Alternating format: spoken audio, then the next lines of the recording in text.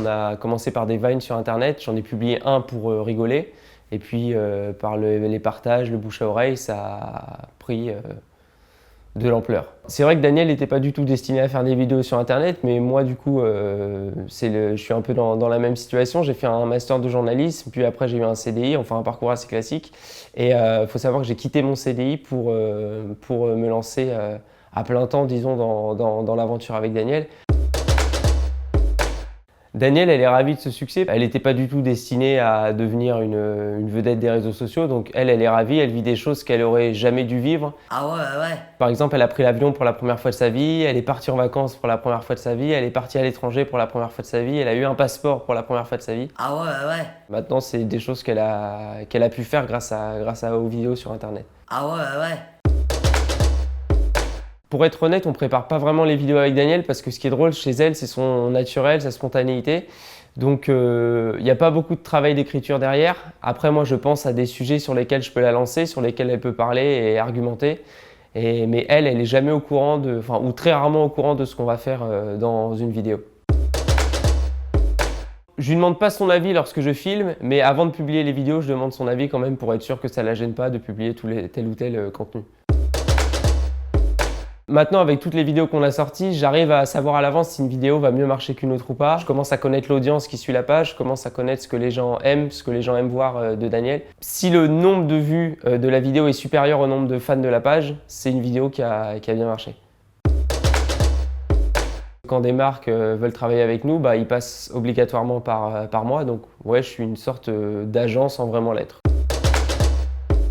On fait des vidéos un peu au jour le jour et sans trop savoir ce qu'on fera l'année prochaine, quoi. Tant que ça marche, on continue et peut-être qu'un jour elle voudra s'arrêter, peut-être qu'un jour je voudrais m'arrêter, peut-être qu'un jour les vidéos marcheront moins bien. Mais pour l'instant, on continue et on rigole bien. Je pense que la recette pour réussir à créer sa page Facebook, à créer une communauté, c'est de faire quelque chose qui n'a jamais encore été fait sur Internet. Et par exemple, c'était le cas pour Daniel. Il n'y avait pas encore de personnage emblématique de plus de 60 ans sur Internet qui faisait rigoler les jeunes. Donc voilà. Il faut réussir à avoir une communauté sur chaque réseau. Il faut réussir à nourrir tous les réseaux sociaux pour que les gens ne vous oublient pas. Donc ça, c'est aussi un travail en coulisses qui est assez conséquent.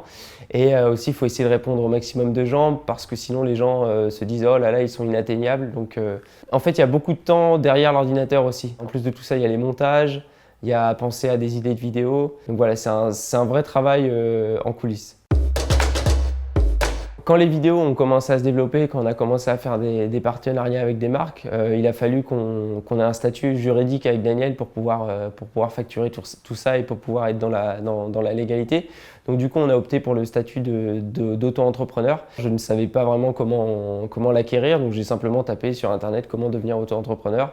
Et puis j'ai suivi les réglementations de certains sites en ligne.